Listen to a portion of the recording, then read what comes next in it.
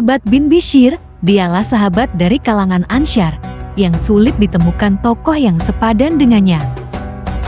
Sebagaimana Aisyah radhiyallahu anha menyatakannya, ada 3 orang Ansyar yang tidak bisa disamai, yakni Sa'ad bin Mu'adz, Usaid bin Hudair, dan Abad bin Bishr.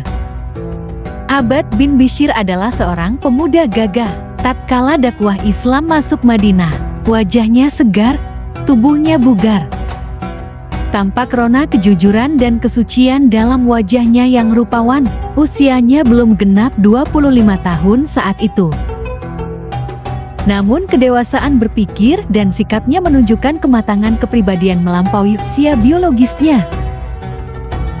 Kali pertama mendengar bacaan Al-Quran Mus'ab bin Umair, Abad langsung tertarik.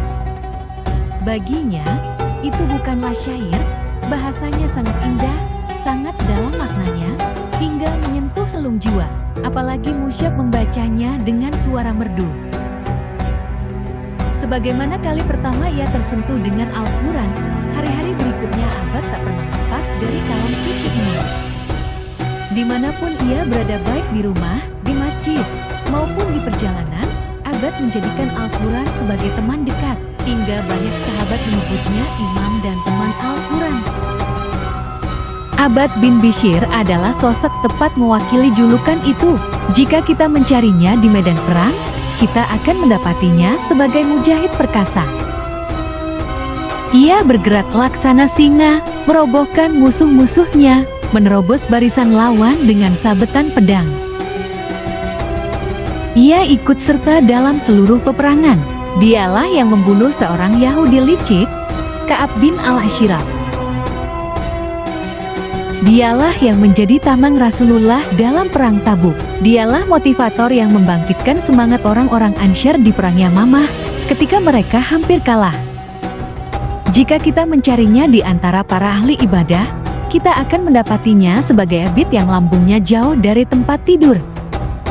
Suatu ketika usai perang, Rasulullah dan para sahabat bermalam di sebuah tempat. Seperti biasa, beliau menugaskan sahabat untuk hirasah, berjaga, sementara yang lain istirahat. "Siapa yang berjaga malam ini?" tanya Rasulullah. "Kami berdua, wahai Rasulullah," jawab Ammar bin Yasir dan Abad bin Bishr. Keduanya dipersaudarakan Rasulullah ketika tiba di Madinah. Dengan muwakah, Rasulullah mempersaudarakan setiap satu orang muhajirin dengan satu orang Ansyar. "Engkau pilih tidur duluan atau belakangan?" tanya Abad kepada Ammar, sesampainya mereka di mulut lembah. "Aku tidur duluan," jawab Ammar.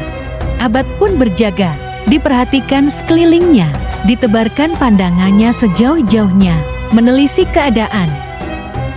Setelah semua dipastikan aman, ia pun memanfaatkan waktu itu untuk sholat malam. Seperti biasa, demikian khusyuk Abad tenggelam dalam sholatnya. Ia sangat menikmati bacaan Al-Quran di malam sepi. Dalam kegelapan malam, sesosok prajurit musyrik mengendap-endap. Ia melihat pasukan Rasulullah sedang istirahat dan hanya ada satu penjaga yang sedang sholat. Disiapkannya anak panah. Dengan sekuat tenaga ia tarik busur, diarahkan ke Abad. Sekali lepas, melesatlah anak panah itu dengan cepat, tepat mengenai tubuh Abad. Jelek, darah mengucur, pasti sakit. Namun khusyuknya sholat membuat Abad tak menghiraukan rasa sakit itu. Dicabutnya anak panah dan ia meneruskan bacaan Al-Quran. Jelek, anak panah kedua mengenai tubuh Abad. Darah mengucur lebih deras, namun Abad tetap melanjutkan sholatnya.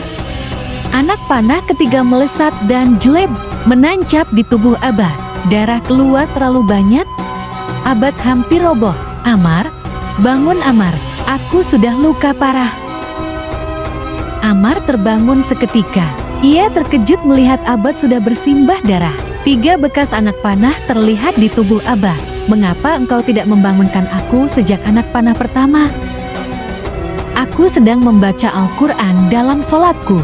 Sungguh jika bukan karena khawatir melalaikan tugas dari Rasulullah, takkan kuputus sholatku. Lebih baik terputus nyawa daripada memutus bacaan Al-Quran dalam sholat." Subhanallah, Allahu Akbar. Demikianlah keteladanan Abbad bin Bishr. Ia sangat memuliakan Al-Quran dan menikmati sholatnya.